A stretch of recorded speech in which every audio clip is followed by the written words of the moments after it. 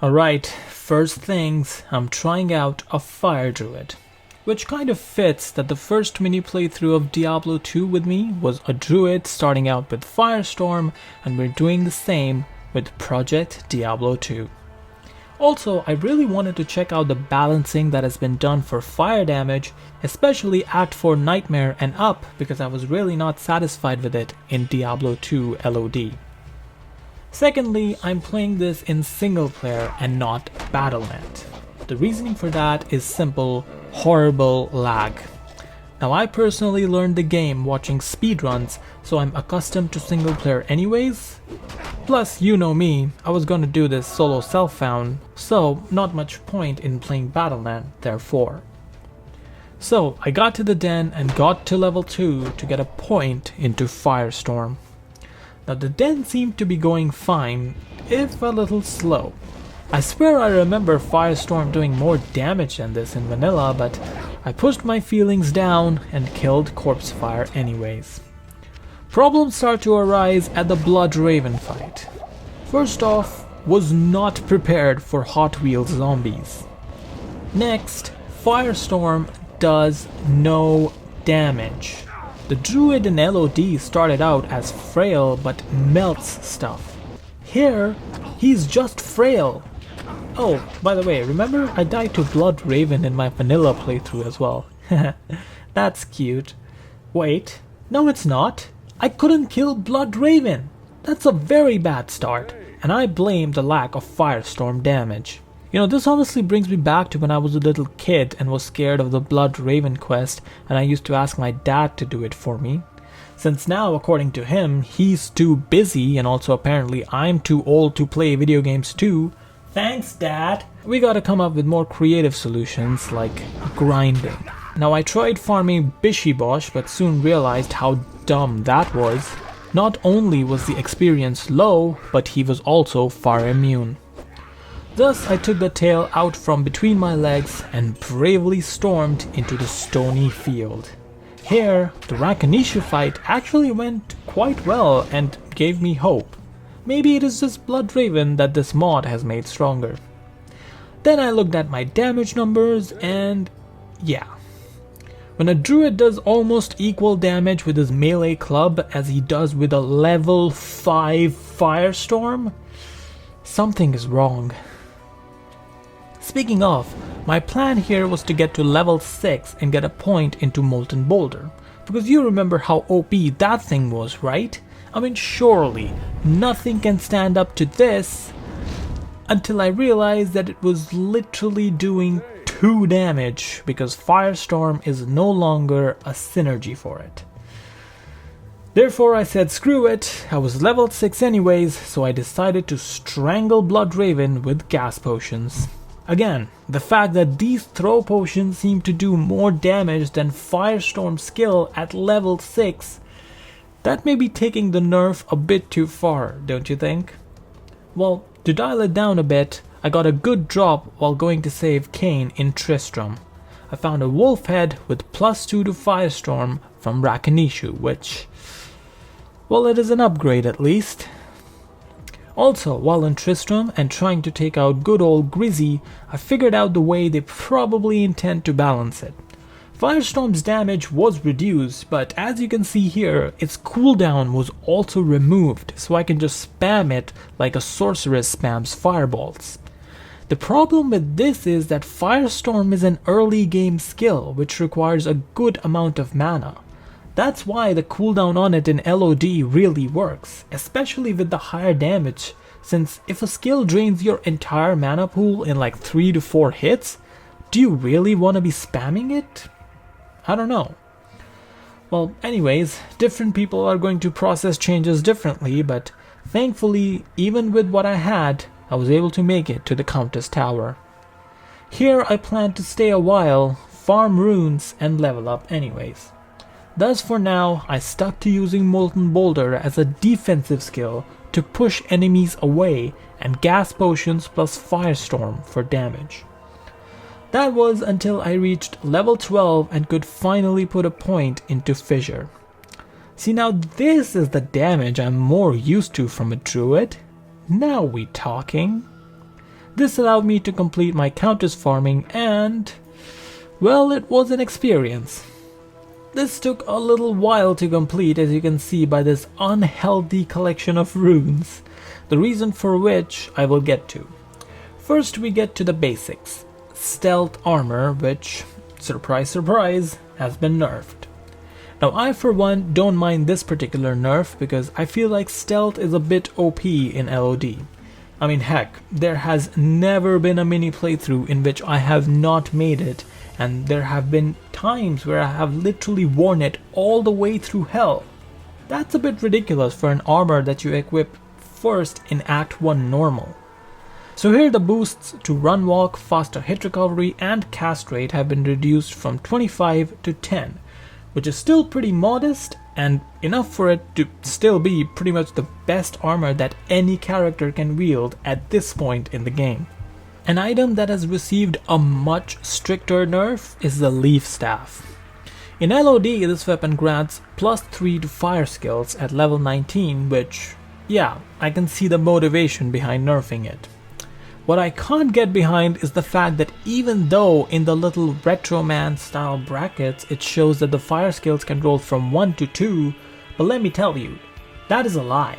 This is what took me an excruciating time to get, but yet in all my attempts I can confirm +1 to fire skills is the only roll that exists.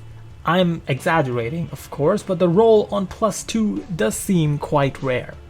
Again, it's not too much of a problem since even with the +1 roll, this is still going to be the best weapon that my druid will be able to wield at level 19.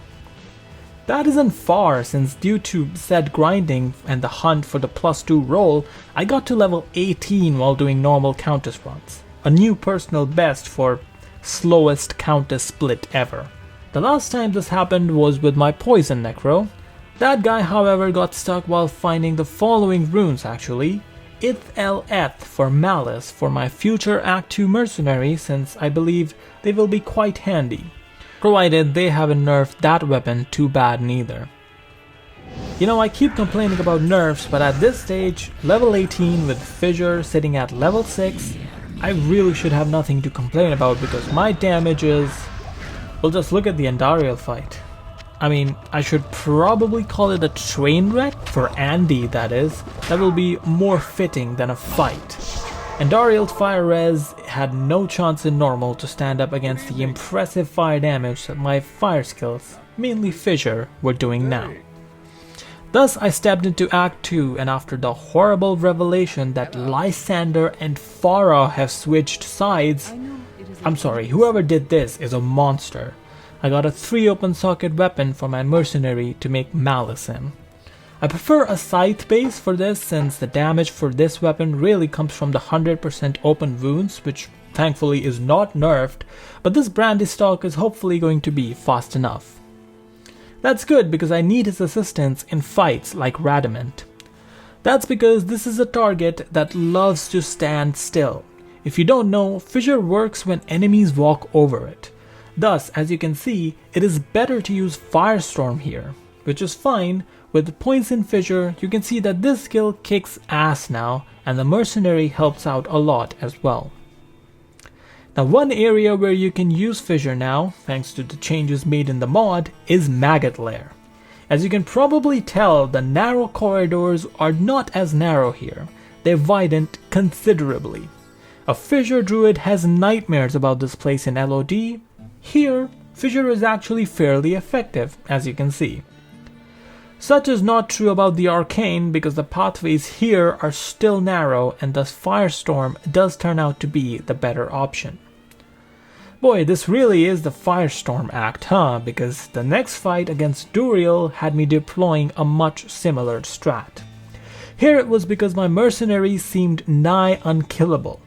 I don't know what was happening here, either normal Duriel's damage has been nerfed considerably or mercenaries have been buffed, quite literally, but Duriel was just stuck attacking him the whole fight. And that too quite unsuccessfully. Usually in LOD, Duriel would have eaten up like 5 mercenaries by now, but here, with my Firestorm damage added, he was the hunted.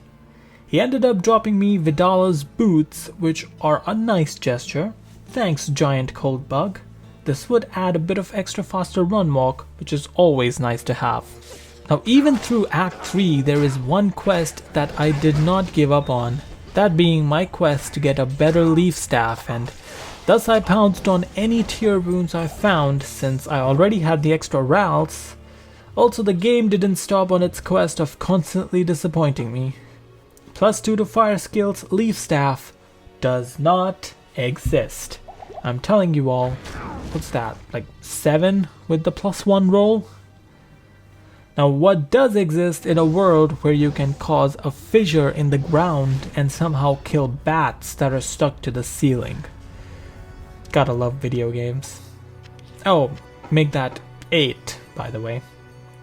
Anywho, the +1 still carried me through Trav pretty smoothly, and it is here that I finally leveled up and put a point into a skill that I completely forgot about, Gust. Sorry I ignored the skill before, but in Path of Diablo 2 they've added a level 18 teleport skill to pretty much all characters, I guess, and this is the Druid version. Now it isn't a full-on teleport, it has a cooldown which is 6.2 seconds to start and is reduced with soft points in the skill. However, what I didn't realize was that the cooldown isn't just for teleporting, it applies to the skills as well.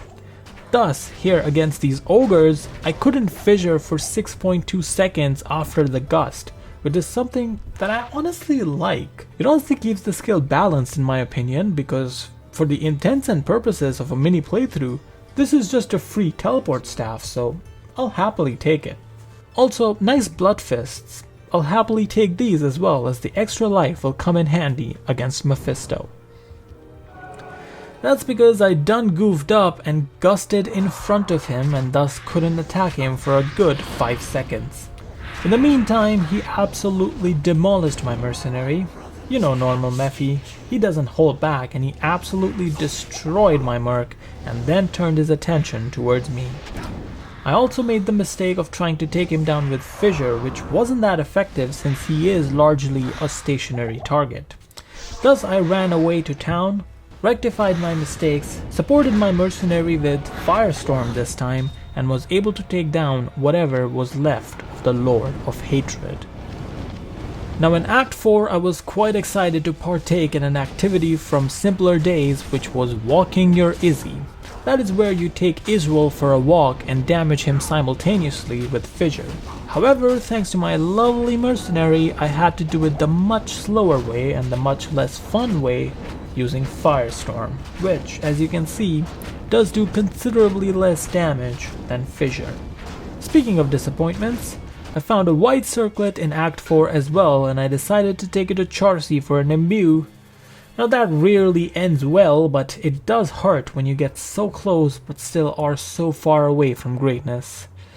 +1 to shapeshifting. What am I supposed to do with that? Well, we don't need the elemental skill boost because as of right now, we're tearing apart the Chaos Sanctuary. Quite literally. Fissure causes tears in the ground, and that hot magma was damaging enough to take down the mighty Infector Pack.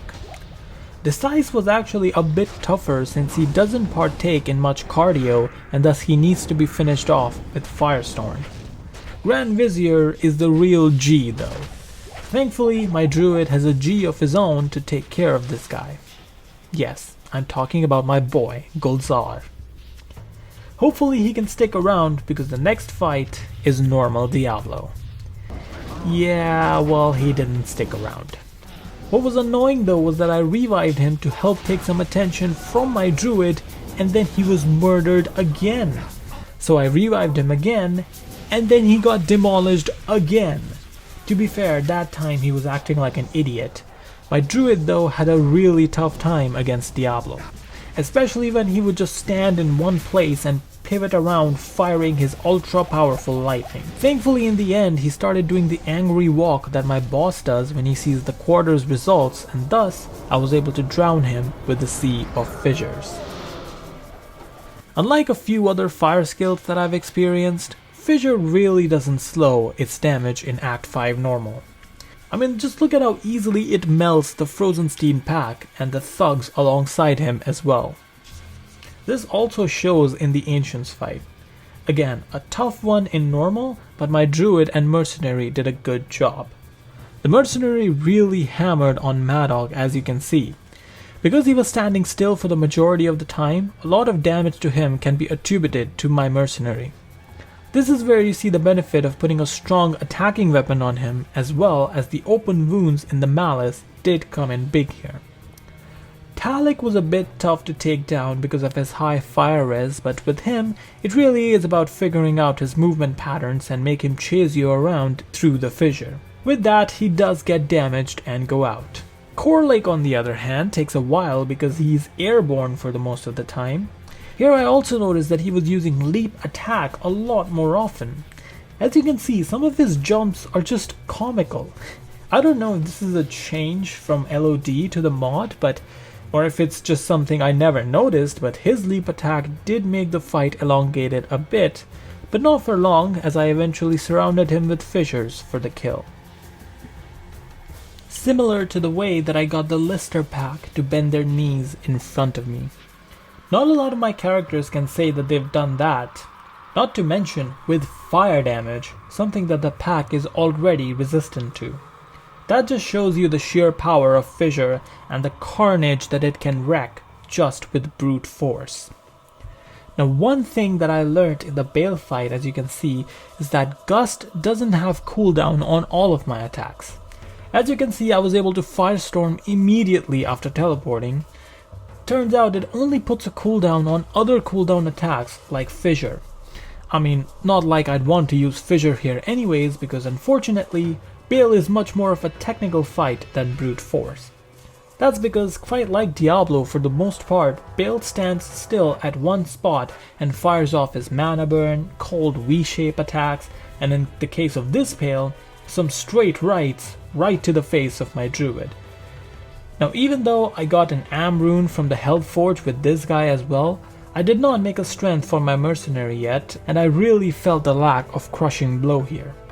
With it, I believe a lot of pressure would have been off my Druid, as the Mercenary pretty much did no damage here.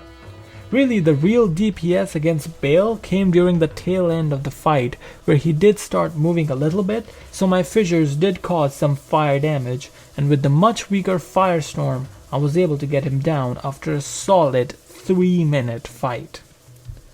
That may not seem like a lot, but in Diablo 2 terms, it is. The lack of fire damage from my skills in general is felt in the den as well. I actually believe it is the lack of levels more than anything, since I haven't even maxed out Fissure at this point. Thus, for levels and some nicer rune words, I decided to do some Nightmare Countess runs. With that, I got the following gear to start Nightmare with. My weapon is a bit of an upgrade from the Leaf Staff, since it is Spirit Sword. Now, quite like most things in this mod, it has been nerfed, but this is another one of those which I quite like.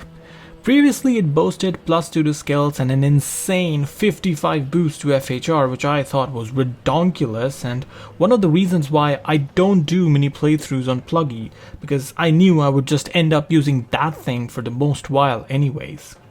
Here, however, the skill has been reduced to 1 and the FHR to a lot more reasonable 25%. It is certainly worse, but still an excellent and one of the best weapons for casters, especially because of the added life and mana boosts. The FCR for the Druid is largely irrelevant because all the skills that you'll see me showcase are the ones that I use regularly have a cooldown timer, so FCR really doesn't matter at all. Speaking of the Leaf Staff though, remember that 1 to 2 skills that it used to show before?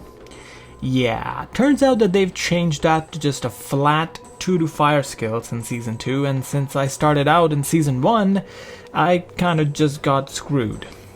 Still, I prefer to use the Spirit over this because it is crucially a one-handed weapon, which, of course, allows me to wield a shield. The shield in question is nothing special, just an Ancient's Pledge.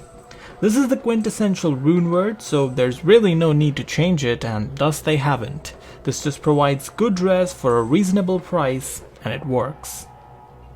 What also works is the good old lore. The change with this item is that the plus 10 to energy has been changed to a roll here, but it doesn't really matter because the plus 1 to skills and 30 lightning res has been left untouched, and that's what makes this a necessary inclusion in any caster's arsenal. The amulet is really standard as well, but still quite effective. 75 to life. No other belts and vessels, but it does what it says, and since I really don't need FCR, this works really well. What also still works well and has not left my druid's bod is stealth. This brings us back to what I was saying about this armor being OP as is. I still haven't found something worth keeping over the faster run walk, FHR and poison res provided by this one. I was considering making a smoke, but my res situation honestly was improved a lot by the Ancient's Pledge anyways, and thus I decided to keep it for the faster run walk. Speaking of, this was a really good find. In LOD, this would have just served for its 30 faster run walk, but in PD2, they have given Rite of Passage the rare and valuable stat of cannot be frozen. Again, in LOD this would have served only to help the run walk when frozen, but in PD2, getting frozen actually slows down your costs, which is a great addition. Now I mentioned that this guy doesn't need FCR, yes, but still, cannot be frozen is a stat that I will never say no to, especially on a slot like boots. My rings are pretty standard, or not even that. As you can see, this one only has 17 to life. My sharkskin belt has 25 lightning res, which I needed at the time, but it allows me to get 4 rows of mana, which are quite valuable. The other ring has some FCR and lightning res, which you will see are both quite useless for me, but as mentioned before, this is all I have found for now.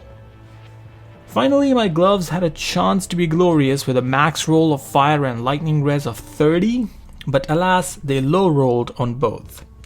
I said this before too, but I love the fact that items show the rolls like Retroman shows in his videos. Great addition by the mod. With that, my res is looking good. I will take a moment to hover over my charms as well, as they are a contributor to these res numbers, as they contribute life, mana, and FHR. As you can see, I have a lot more of them as well than I would in LOD, and that's simply because I just happen to have a larger inventory. I have mixed feelings about this change. On one hand, it is great to not worry about picking up items to sell, but to balance the larger charm inventory, they have completely wrecked skills like Oak Sage. So yeah, Oak Sage has been underpowered quite a lot now, since instead of a percentage increase in life, it adds a straight life bonus, and as you can see, that's not too much neither. Thus I probably won't be investing in this summon skill, which I did back when I did the Druid in my LOD series. For now, all my skills are in the elemental basket, and it all starts right here. Fissure. This has been and still is my primary attack since level 12. The fire damage it does is over 500 over 2.2 seconds, which is quite hefty. This then is amplified by some continuous passive damage provided by my new level 30 skill, Armageddon. Now this does fire and physical damage, which is quite valuable. It is not that powerful at the moment, as you can see, but it still provides some nice damage over time. To increase that, I could put some points into it since Fissure is maxed now. The problem there being that this skill is not a synergy for Fissure, which is my main damaging skill. Thus, to get the best of both worlds, I'm putting points into Molten Boulder, which is a synergy for both Fissure and Armageddon. That's the fire damage coming from my Druid, but for some additional physical damage, I have my Mercenary. On him, I have the Strength Rune Word. I was expecting this to be nerfed, but actually it has been buffed. The 30 odd ED it used to act before has now been increased to a roll of 65 to 95. That's not really relevant in this case because I have it in a brandy stock, but hopefully it still does the work with 7% lifesteal and 25% crushing blow. Hopefully it does because the rest of his gear, yeah, let's just say that it exists. Unfortunately, it wasn't enough to keep him around by the time I reached Undario. Not that this guy needs him. If anything, this is helpful. The last thing the druid needs is to take care of a mercenary while he keeps Andariel stationary. Here he can just incinerate her from both the ground and aerial fire damage while laying down fissures which Andariel keeps stepping on unsuspectingly.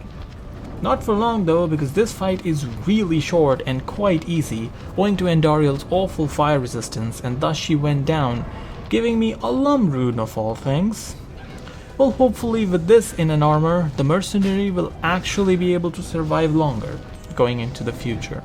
Or I could, completely forget to do that and just go fight Radamant without it. Yeah, that would end well, wouldn't it? Yes, this fight was a cluster truck. I mean, it is already pretty difficult with Radamant being adamant about staying in one position and thus Fissure being quite useless here, but my Firestorm at this stage does no damage either. Not to mention I'm surrounded by a million fire immune skelly dudes in the process as well. For a minute I actually thought about giving up, but then the idea to just lure the skeletons away from Radamant occurred, and thus with Gust and in the end just using Firestorm and Armageddon for some extra damage, I was able to take this rat man type thing down. I learned my lesson though from that fight, and thus before fighting Duriel I did a few more countess runs solely for my mercenary. First thing I got for him is a better strength. It's the same rune word just with a better base. The ED roll I got on this time is worse than last time, but this weapon still does more damage due to it being an exceptional base versus a brandy stock, which I was using before. Thus his damage and more importantly the effectiveness of his lifesteal are both increased. His survivability is also helped by the smoke armor I also made for him.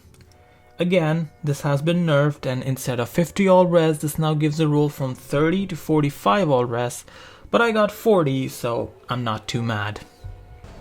Nor should I be, because I ended up replacing it quite soon, as while fighting monsters in the Tomb of Tal Rasha, one of the rat shaman dude dropped me a unique plate mail which is bone flesh. Now with 100% more bones. Seriously, that's the change that they've made to this armor. Now it features chance to cast and the skill of bone armor. So your flesh will actually be made of bones. It's the simple things that the people making this mod have thought of, and that never fails to put a smile on my face. What doesn't put a smile on my face is the Duriel fight. Now I geared up my mercenary so much with his new armor and more lifesteal and his better weapon with more damage. In the end I just wanted him to faint anyways, because otherwise Duriel will just stand in one spot and not take damage from Fissure. After he did go down, you can see that I was using lower res in this fight. I bought a wand with lower res charges at level 36 and was using them to do more fire damage. However, it seems like this curse has also been nerfed, for it lasts a way shorter duration than last time. Upon inspection of the website, it was confirmed that the duration and the effectiveness of level 1 lower res have both been reduced to almost 1/3. Well, rip the 50k I spent on this one then, because Fissure alone is better and it takes Duriel down. He dropped some really interesting uniques upon dying. Some may remember this one from the Amazon mini playthrough, as this was my source of cannot be frozen for that character, Darksight Helm. Now it has been given a straight skill bonus of Cloak of Shadows instead of the charges, but it still will be very useful on my mercenary for now. Those interesting unique drops thankfully continued in Act 3 when I was fighting a whatever these things are called, boss pack in the Upper Karast, that their mob leader dropped me one of the only armors that I would change to immediately from stealth, Viper Magi. This is definitely one of my favorite items in the game, and I believe this is the first time I've ever found it on a mini playthrough where I can actually use it, so that's exciting. +1 to skills, FCR and all res, which again, yes, has been nerfed from 35 to 30, but I got a near perfect nerfed roll, so there's that. With that armor on and proud, I reached the Durance. First of all, look at this great Durance level 2 map I got. This would be really handy for doing some Mephi runs, eh? Too bad they will be slow as hell, as shown by the fight coming up. Firstly, the council pack was here somehow, so I had to deal with these guys in the beginning of the fight. Then, once I got rid of them, Mephisto was at about half health and I started laying down fissure traps in front of me and tried to get him to chase me so that he would take the worst of the damage. This is a fight where the nerf of lower res really annoyed me as well.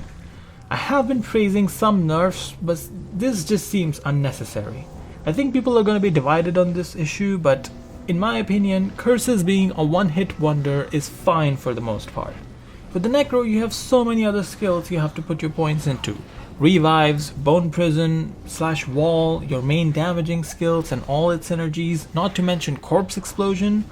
In that format, 1 point in a skill like lower res makes perfect sense. It isn't overpowered at all, so why nerf it? By doing so, really this wand of lower res has been made quite pointless, instead of, being a great leveling tool for elemental builds, especially ones that are alternate to the meta ones like this guy. Maybe if we were going to do that, then add like higher levels of lower res charges available on vendors sooner as well, so that they can be used for an upgrade. Instead, we're stuck with the damage as is. It does get worse upon entering Act 4 Nightmare because straight up fire immunes start showing up as soon as you step foot into the outer steps. To kill these guys, your options are 1. The Mercenary, which you can see how well mine just did, and 2. Using lower res, which does break their immunity, but their fire res is still insane. Thankfully, these guys aren't around in the Plains of Despair, City of the Damned, or River of Flame. They just show up in the little place called the Chaos Sanctuary. You can really see the struggle against these guys because of the nerf to lower res.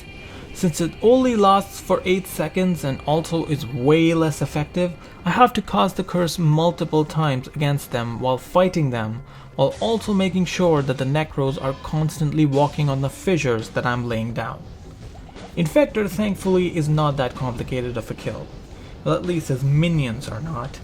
For them, I just spammed fissure near to the seal so that when they will inevitably run in for an attack, they'll get damaged and die en route. The same did not occur for Infector, however, because he was fire enchanted and thus also fire immune. Thus I had to seek help of my Mercenary. Armageddon also helps here with some passive physical damage as well. Also, I found an Alpha Helm by killing him with +2 to Fissure and 30 Cold Res, which was all in all just better than the lore at that stage, thus I decided to switch to it. Decise was obviously a much trickier kill because here the minions were fire immune and the boss wasn't. Thus I had to lead the minions away from Decise's fanaticism and finish them off with the Mercenary and Armageddon damage. By the time I came for Decise, I think he had already died due to some fissures I laid down before. Grand Vizier also turned out to be fire immune because, of course, why wouldn't he? Thus to kill him, I decided to lure him out. I took him all the way across to the other side of the seals, and at first I wanted to test out Armageddon and whether it could have taken him out on its own, but then I saw some necromancers approaching and thought the better of it to get my mercenary's help, who was able to dispatch of the final seal boss. Alright, now after that stressful CS, I was ready for a super chill Diablo fight. Yeah, that was gonna happen for sure. To be fair, it wasn't the worst. I devised a strategy with which I stood very far to him, as you can see, almost to the point that he was off screen to me, and then laid fissures in between us. This was of course to lure him towards me, which would make him run across and take fire damage. However, Diablo isn't so well trained, and thus sometimes he would just decide to stand there and unleash his lightning hose, which wasn't hard to dodge, but it did waste a lot of time. However, slowly but surely, I did get him down using the technique I started with, and thus it was time to test out this guy's effectiveness in Act 5 Nightmare. Well, it started out very well, since after killing the Eldritch pack, I found a blue amulet with +1 to Druid skills, which will of course help me with my damage output. What will also help me is the fact that Act 5 is more stringent in cold and lightning immunities. Case in point being the monsters you fight in the cold dungeons like these cold immune witches and the lightning immune souls. Thus, fire damage from fissure can just fly here.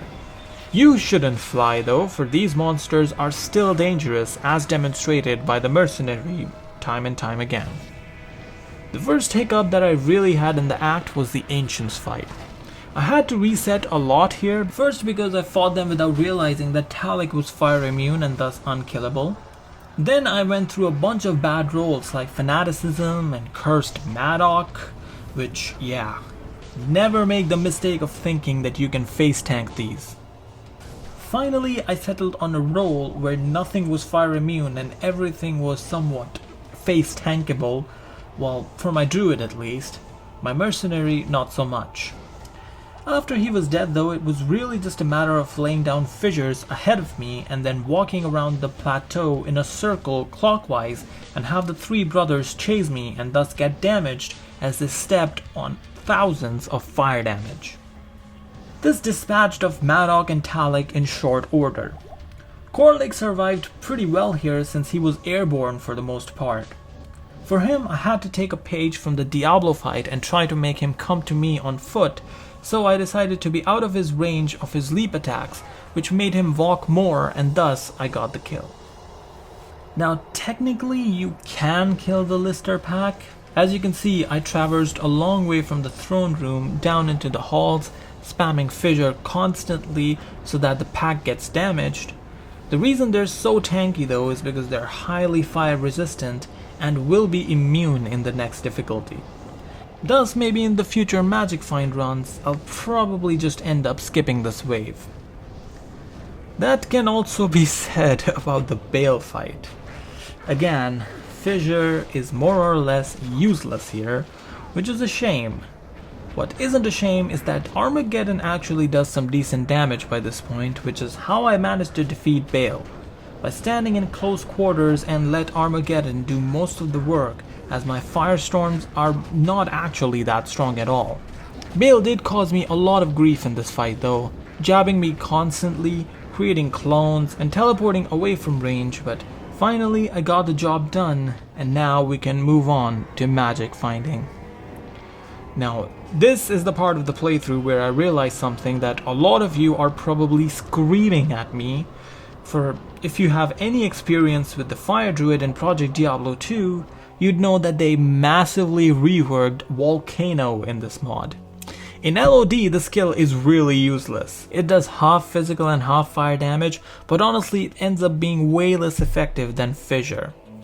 Here on the other hand, they've buffed its physical damage, and most importantly, the cooldown has pretty much been eliminated. That makes all the difference because as you can see, I can spam as many volcanoes as I want, and with all the physical and fire damage pouring out from multiple sources at once, it ends up being super effective. And yes, that includes monsters that are fire resistant or even immune. What's more, it even fixes the problem of it will only damage you if you walk over it problem that plagues the very existence of Fissure and makes the Bale fight so much quicker. Thus, do as I say and not as I did. Respect the skill pretty much the moment you get ready to leave Nightmare Tower. My own prior experience with this skill from LOD held me back from doing that, but as you can see, this skill kicks ass. Also, it proved to be a bit of a turning point in luck for me, since on the first Magic Find run that I did with it, Bale dropped me an excellent drop. The unique Barbed Club, which is the Druid specific Flesh Renderer. Now this is going straight in my weapon slot since it is clearly better than Spirit, boasting +2 to Druid skills. It opens up a lot of other exciting build prospects as well, which I'll mention in my Hell Breakdown, which is coming up, well, right now. So let's get right into it, starting off with my Druid's weapon. Actually, you just saw it, so I'll save it for later. First, let's go over the more basic stuff. First is Lore Helmet. Now, being a caster, this is great for the +1 to skills and the ever important lightning res. I did switch to a wolf head with +2 to fissure for a while, but since that is a skill that I'm not using anymore, this benefits me more, providing something extra to all my skills. Ancient's Pledge has been completely untouched and unchanged though. That's because that's all you really need with this guy. There's no need to go for Spirit Shield, for it has been nerfed quite like the sword, and the FCR benefits are not really important for this guy. Sanctuary would certainly be a viable upgrade, but getting that Mal rune is easier said than done. Thus, for the time, this thing does the job pretty well on its own, providing me with 50 all res. Keeping the theme of simple but effective going, we have possibly one of my favorite items in the game, Skin of the Viper Magi. It is a shame that the beautiful stat of 30 FCR goes to waste on this dude, but the +1 to skills and 29 all res are very much appreciated. Sort of creating a hybrid between lore and Ancient's Pledge by adding something for both offense and defense in a pretty smart looking package. Now moving on to my lore thirds. They're pretty much the exact same as from Nightmare, that's because I really haven't felt the need to change them out. This starts with the boots. Rite of Passage in LOD would have been an okay pair of boots for Nightmare only maybe, but That Cannot Be Frozen mod is a very smart addition on this, since at least for budget mini playthrough characters such as this one, that is suddenly end game equipment, just off the fact that Cannot Be Frozen is such a valuable and rare stat. The belt is the same because it does the work. The only realistic upgrade that I would go for than this would be a rare one with dual res, but this still provides me with 4 slots of mana potion, which also gives me 25 lightning res. So, good stuff. Now the gloves look the same at first glance, but then you see the word corrupted on there and you realize that some shenanigans have occurred here. So if you don't know, Project Diablo 2 introduced these World Stone Shard things. These start dropping in Act 1 Nightmare, I think, at least they did for me, and are used for corruptions, which is basically a 75% chance to add an additional stat to magic, rare, or unique items with a 25% of re-rolling one and in essence bricking it. Well, these gloves till Nightmare had 13% fire res, but since I wanted a bit more, I decided to go ahead with the corruption and I got a modest bump up to 25. Not the most exciting corrupt, but it works for me. Similar is the case for my jewelry. I have this rare ring which is pretty nice actually. 35 to life and 27 to lightning res are both really solid stats. You can see the focus on lightning res here, as since it is one of the 2 most important resistances in the game. The other being fire res, which is conveniently provided to me by my other ring. As you can see, for the corrupt I also got 11 poison res on it as well. Again, not very exciting, but this gets my poison res in the positive, which is at least where I want it to be. Another one of the items I corrupted was my amulet. You saw me find this from Nightmare Eldritch with +1 to druid skills. The corrupt just adds 12 to strength, which has allowed me to put more points into vitality after the respec. Why would I want a respec? Well, as you can probably tell by the primary skill on my tab, this guy is actually a hybrid. This weapon is really what has made it happen. Now, it has +2 to druid skills, which already makes it great for the caster side of the equation. For the shapeshifting melee side, we have to go to the +2 to shapeshifting skills, additionally 50% IAS with the Shale rune, and most importantly 20% chance of crushing blow. That is because I will be playing this Fire Druid as a caster 90% of the time, but turning into a giant grizzly to go after the bosses. To get a bit more in depth in the skills, the shapeshifting tree looks like this. I have 1 point into Werebear. As alluded before, I will be doing this to utilize the crushing blow stat on my weapon. The Fire Druid by himself isn't an awful single target killer, but he does need something extra. The Mercenary does provide that, but this is taking matters into your own hands. Or paws. Bears have paws, right? Pretty sure that's how that works. For support defensively, we have the skill of Lycanthropy.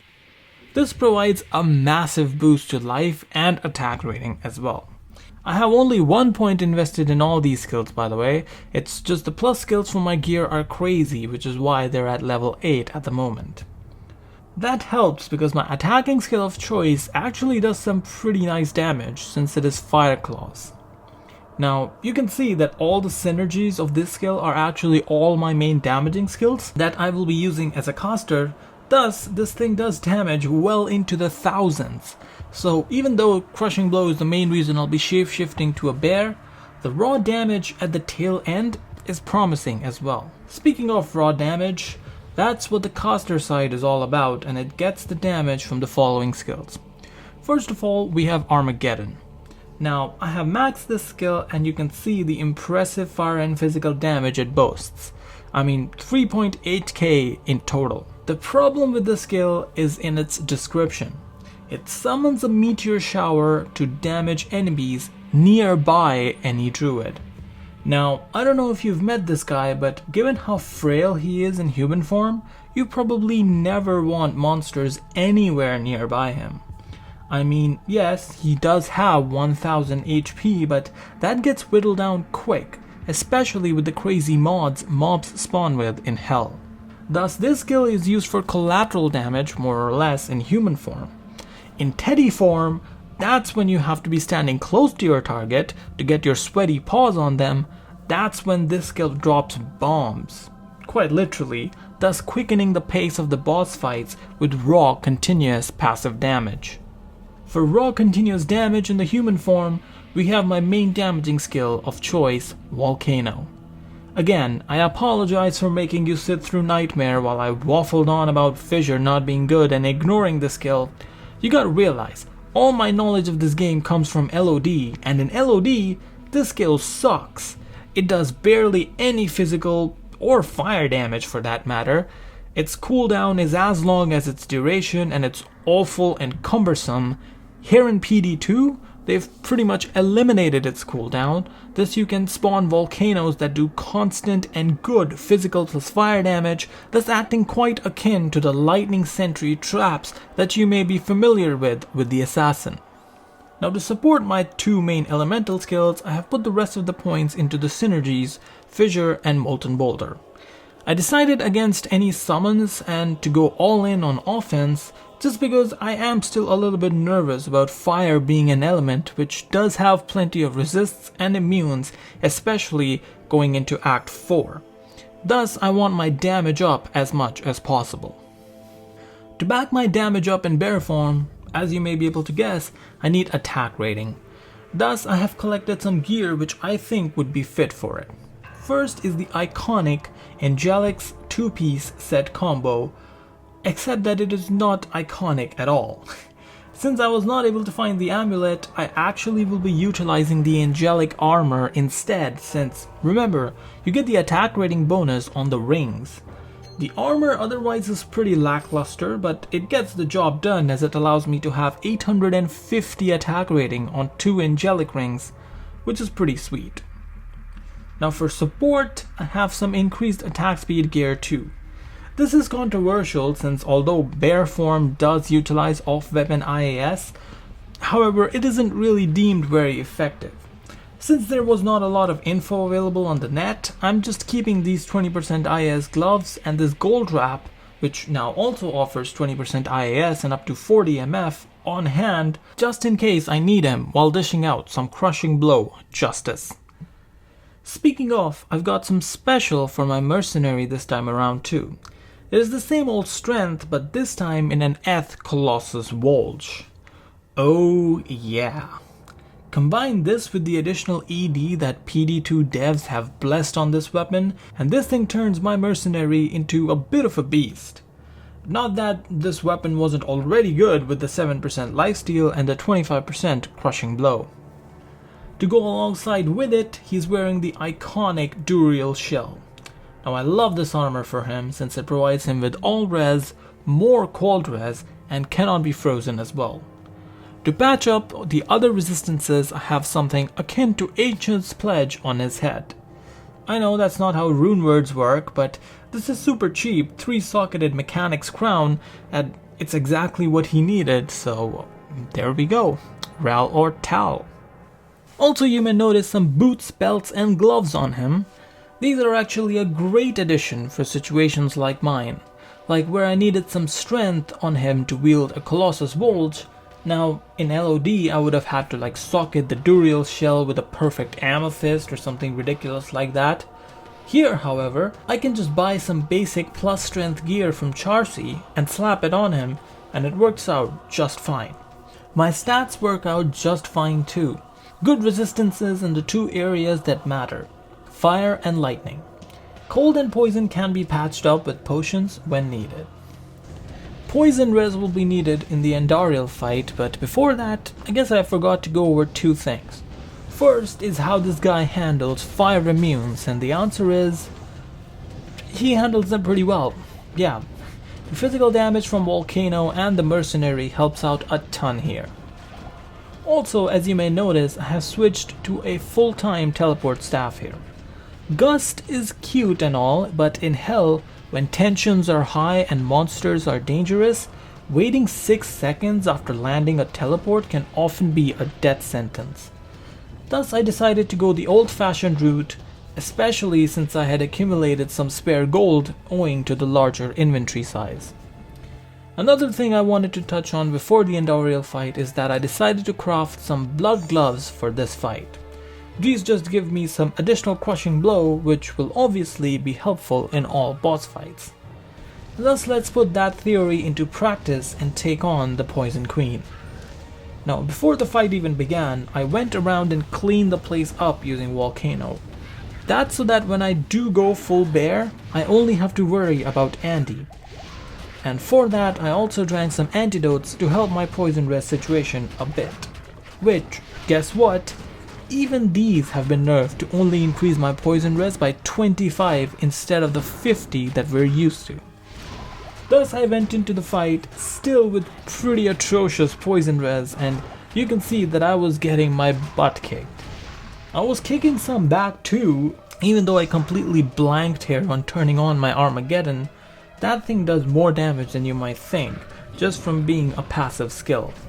Thus here, when I ran out of health potions and made a town trip to refill, I got it up and running, and with the aid of the Mercenary as well, we were able to make quick work of Andariel, who, upon dying, did drop a unique ring.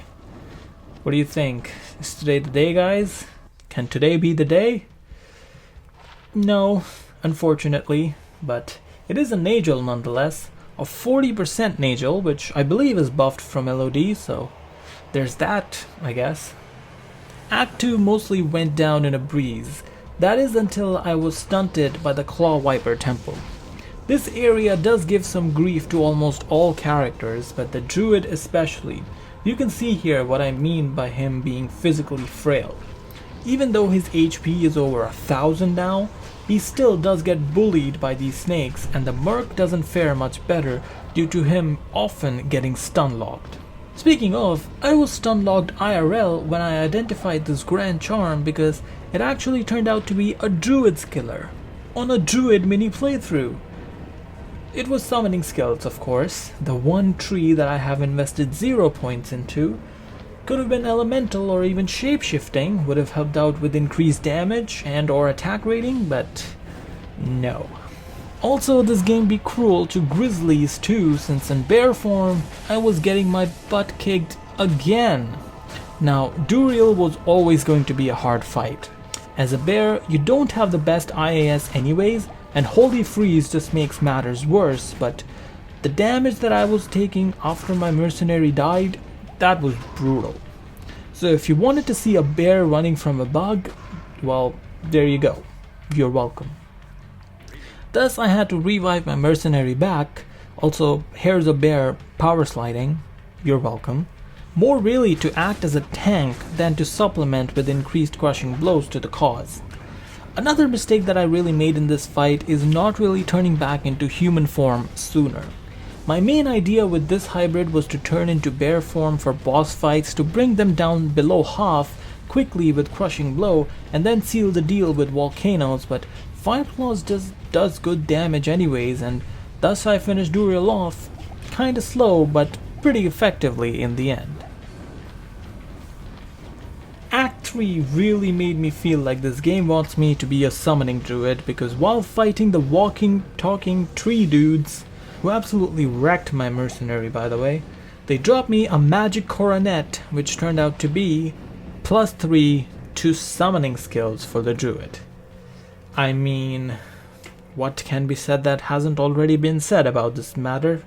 Another thing that I said in a previous mini playthrough was how zealots and kurast are vicious and how you should be more careful around them. Well, clearly I'm only good at giving advice, not actually taking some of my own.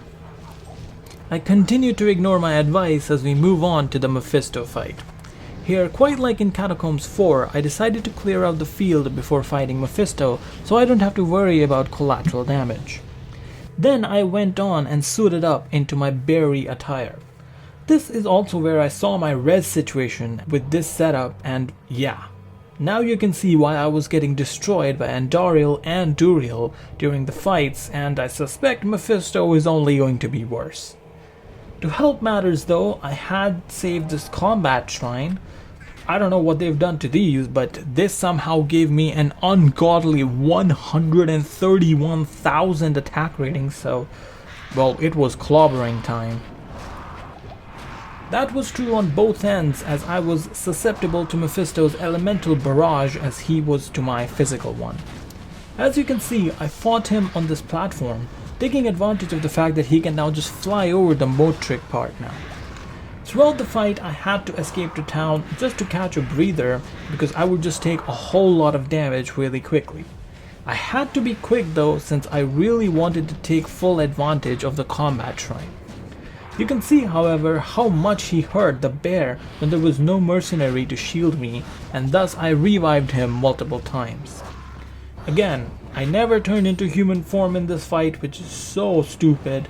The Viper Magi setup would have really helped my res a lot, and Volcano actually does some really good damage. That is shown in Act 4. As you can see in this easy fight, anything that isn't fire immune does quite melt under the fire and physical damage dealt out by the combination of Volcanoes and Armageddon. This brings us back to what I said at the very start of the playthrough. This is something that I wanted to test, that how effective fire damage is in Project Diablo 2. Honestly, I gotta say, it is implemented exactly how it should be. That's not to say that I wreck everything in my path. The Hephasto fight provides a good counter to that. Now, he's fire immune, but still I can do damage to him. The problem there being that it is very hard to make him sit still and let the Volcano do the work, because he hits like a truck.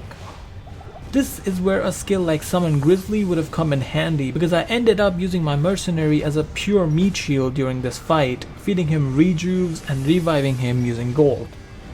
Thankfully, I had an abundance of both, and honestly I was gonna need them for the upcoming Chaos Sanctuary. Now, CS went really well for my druid. My mercenary, not so much. As you can see, he got fried by the Infector pack there, but my druid fares a lot better. Knowing their pack of dogs mentality and getting out of danger, staying away from corners is key while they follow you and eventually die from the Volcano's physical damage, as they are indeed all fire immune. Decice's boys are also fire immune, and they also absolutely wrecked my merc, though again, playing sensibly and taking out the fanaticism aura from under them by killing Decice is key here, and they topple like nothing. Finally, Grand Vizier is super easy.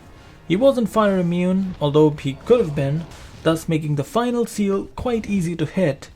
The easy, though, was going to end pretty soon because next up was Diablo.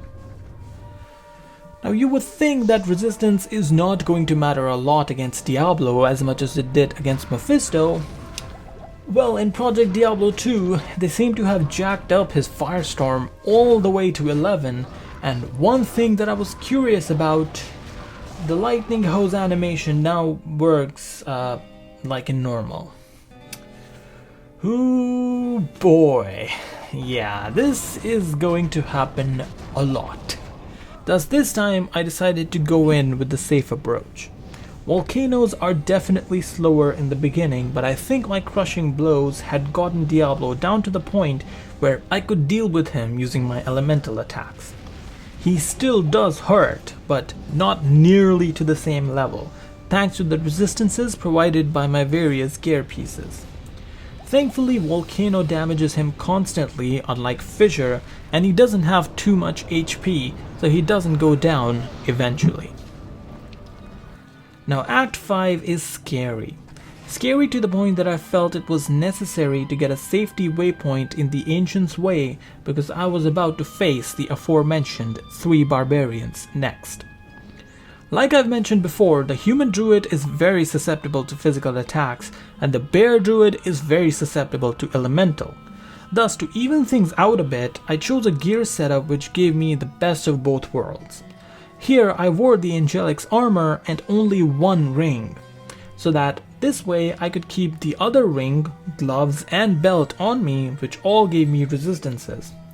I also found this 14 all-res amulet, nothing special, but all this made my res look respectable while my attack rating was not all bad.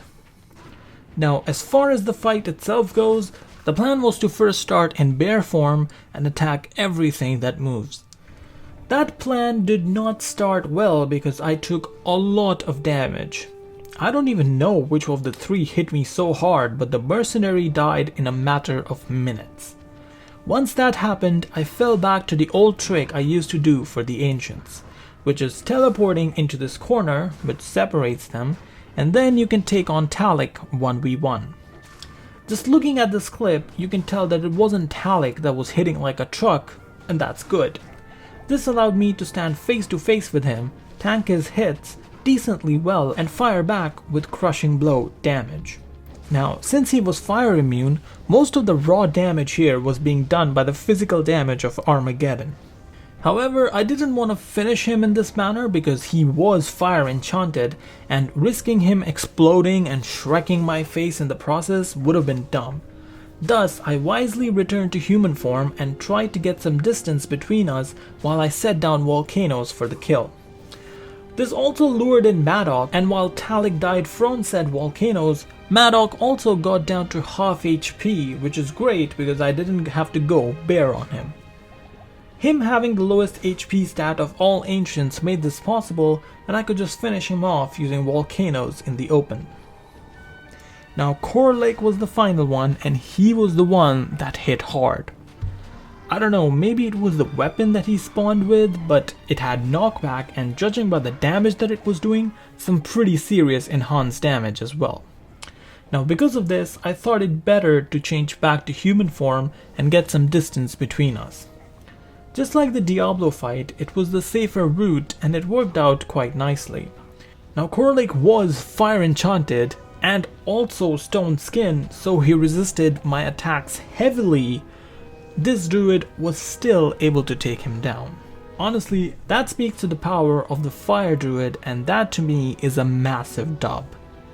Core Lake's AI was being dumb again, taking massive leaps of faith for no reason, but all I had to do was predict his landing, plant volcanoes, and try to stay away from the fiery explosion that followed his death. Well, unfortunately, the theme of heavy resistances against my druid's attacks continued in the waves, as Wave 5's Lister was both immune to fire and physical. Hey man, situations like these is where you can't do anything.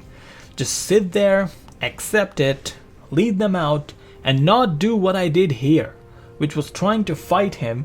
Because of this, one of the harpies actually cursed me, and it actually looked like I could have to do the whole throne again. Thankfully, pause buffering and a clutch rejuvenation saved me, and I could move on to the Bale fight. A long and kind of frustrating Bale fight, if I'm honest, but I mean, we all know Bale, right? He hits you with his cold V-shape attacks, throws you back to rogue encampment, punches you in the face, and then clones himself to double the fun. I persevered though and got him down to 50% with crushing blows. That really seemed like the sweet spot, after which I turned back to Druid form and blasted him with volcanoes. So yeah, I guess that's that. My first ever Project Diablo 2 mini playthrough. I would like to take this time to say sorry to my man right here first. I mean, he asked me to do a boson once and I did it for like one difficulty only. Now he asked me to do a shapeshifting druid and I somehow managed to deliver even less than before. I'm sorry man, that's just the way the mini playthrough shaped up. Hopefully you still did enjoy this. I have to say that I'm a huge fan of this mod. Yes, I have my gripes here and there, but overall, 2 thumbs up from my side, and I would love to play more if you are interested. One more thing, this mod also has additional endgame content apparently, mapping or something.